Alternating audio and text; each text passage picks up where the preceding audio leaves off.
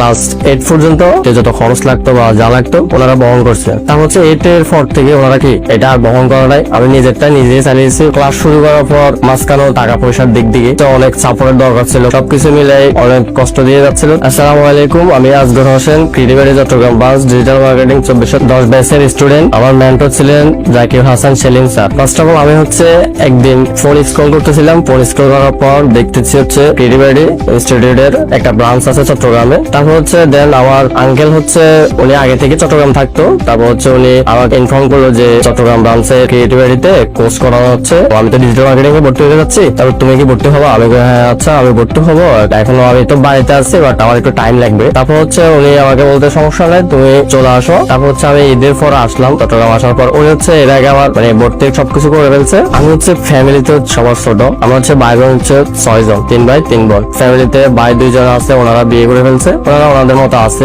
আমি নিজের মতো করে চলতেছি। ক্লাস 8 পর্যন্ত যত খরচ লাগতো বা যা লাগতো ওনারা বহন করছে। তারপর হচ্ছে 8 এর পর থেকে ওনারা কি এটা আর বহন করা নাই, আমি নিজেরটা নিজেই চালিয়েছি, যেভাবে হোক আমি ম্যানেজ করছি, বিভিন্ন জায়গায় কাজ করছি, এইভাবে দিন যাবো না, একটা তো স্কিল ডেভেলপমেন্ট করা দরকার। তারপর হচ্ছে আমি মানে ডিজিটাল মার্কেটিং আপনাদের এখানে আসলাম, আসি ভর্তি হলাম। ভর্তি হওয়ার পরে হচ্ছে আমি ক্লাস শুরু করলাম। ক্লাস শুরু করার পর মাঝখানে টাকা পয়সার দিক দিকে তো অনেক সাপোর্টের দরকার ছিল, তারপর হচ্ছে এগুলো আমি ম্যানেজ করলাম বিভিন্ন জায়গায়, সবকিছু মিলে অনেক কষ্ট দিয়ে যাচ্ছিল। কোর্স শেষ করার পর জব অপরচুনিটি পাই, যেটা হচ্ছে আমাদের ক্রিয়েটিভিটি ইনস্টিটিউটে চট্টগ্রাম ব্রাঞ্চের মধ্যে গ্রুপে একটা পোস্ট করছিল একটা ডিজিটাল মার্কেটার প্রয়োজন। তারপর হচ্ছে আমি ওখানে সিভিটা ড্রপ করি, সিভি ড্রপ করার পর হচ্ছে আমাকে ডাকে, ইন্টারভিউ দিতে হয়, ইন্টারভিউ পেস করলাম। ইন্টারভিউ পেস করার পর হচ্ছে আমাকে ওরা 2 দিন পর হচ্ছে আমাকে জানায় যে আপনার অ্যাপ্লিকেশনটা কনফার্ম হয়েছে, যে আপনি আমাদের এখানে জবের জন্য সিলেক্ট হয়েছেন। তারপর হচ্ছে দেন আমি ওখানে জব করতেছি। তারপর হচ্ছে আপনার বিভিন্ন মার্কেট প্লেস বা বিভিন্ন কাজের ক্ষেত্রে হচ্ছে আমাদের সেলিম স্যার হচ্ছে আমাকে মানে সবসময় সাপোর্ট দিত।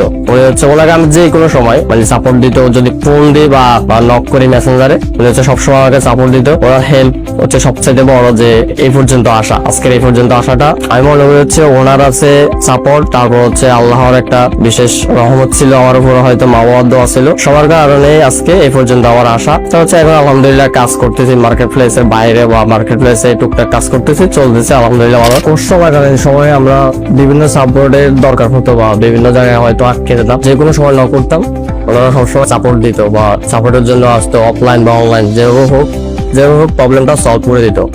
কোর্স চলাকালীন আমাদের বেসের যত স্টুডেন্ট ছিল সবগুলোই প্যানেলি ছিল, আমাদের স্যার যারা ছিল সবাই প্যানেলি ছিল, ওনারা যে কোনো প্রবলেমের সময় আমাদেরকে হেল্প করতো। তারপর হচ্ছে আমাদের সাপোর্ট সিস্টেমটা অনেক সুন্দর, মানে ওনাদের অ্যাক্টিভিটিটা ছিল অনেক বেশি। বর্তমানে হচ্ছে আমি চাকরির পাশাপাশি দুটো একটা ক্লায়েন্টের কাজ করতেছি, এসইওর কাজ, এসইও ফুল কাজটা আমি করতেছি, ফেসবুক মার্কেটিং, ফেসবুক অ্যাডস এর কাজ করতেছি, তারপরে ইউটিউবে এসইও এর কাজ করতেছি, পাশাপাশি লোকাল মার্কেটে হচ্ছে এসইও এর কাজ করতেছি, পাশাপাশি ফেসবুক মার্কেটিং।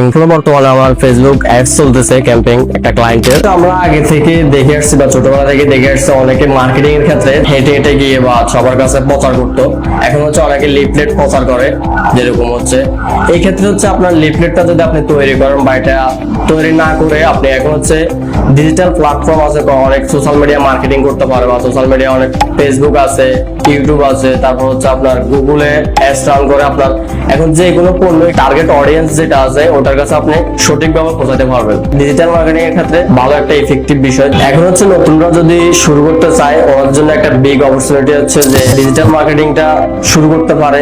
এখানে হচ্ছে আপনার দিন দিন চাহিদাটা অনেক বেড়ে যাচ্ছে, যে ডিজিটাল মার্কেটিং এর চাহিদাটা অনেক বেড়ে যাচ্ছে। এটা যদি আপনি নিয়ে কাজ শুরু করেন বা আপনি এই সেক্টরে ভালো করতে পারবেন, যদি আপনি ভালো একটা স্কিল ডেভেলপ করে আপনি কাজটা শুরু করতে পারবেন।